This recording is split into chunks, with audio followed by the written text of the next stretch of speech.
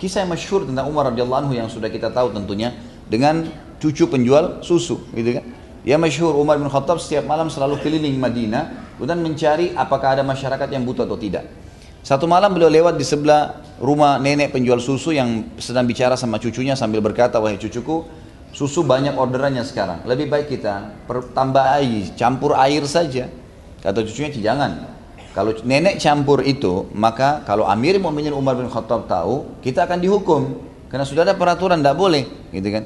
Cucunya ini ingin meredam neneknya, lalu neneknya mengatakan, ini tengah malam, nggak ada yang tahu. Umar pun tidak tahu. Padahal Umar ada di samping tembok rumah mereka. Lalu perempuan tersebut, si cucu ini tiba-tiba menangis terisak-isak kayak orang yang sedang kesakitan. Sampai neneknya kaget, ada apa dengan kamu? Dia bilang, wahai nenekku, kalau seandainya Umar tidak tahu, bagaimana dengan Tuhannya Umar? Mendengar statement dari perempuan ini, apa yang Umar lakukan radhiyallahu anhu? Umar pulang ke rumahnya, bangunkan anak-anaknya semua laki-laki, lalu ditawarkan menikah malam itu juga, gitu kan?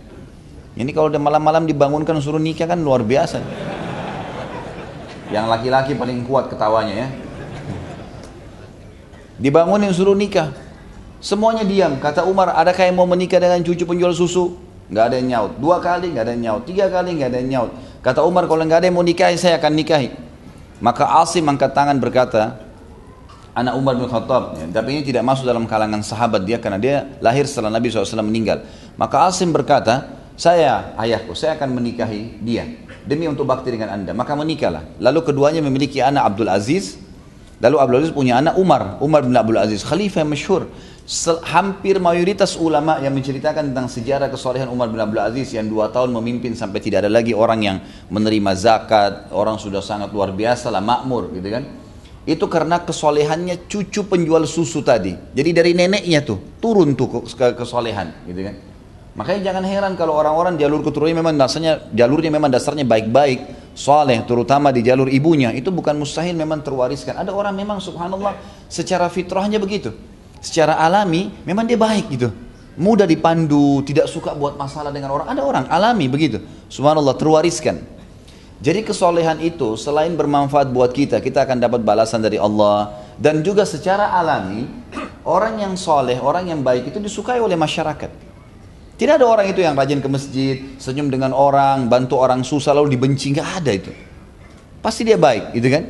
Dia baik, dia santun, kecuali kalau dia campur baur. Misal memang dia soleh ke masjid tapi mukanya selalu cemberut, tidak pernah bantu orang sakit, tidak pernah bantu orang susah, tidak pernah jenguk orang sakit, tidak pernah terlibat membantu masyarakat, atau gotong royong lah, atau ngantar jenazah. Maka ini wajar gitu, karena dia mengerjakan sebagian sunnah, meninggalkan sunnah yang lain. Tapi kalau dia baik saja, pasti orang suka, dan kalau meninggal orang kenang kebaikannya. Maka kesolehan itu sangat baik gitu kan.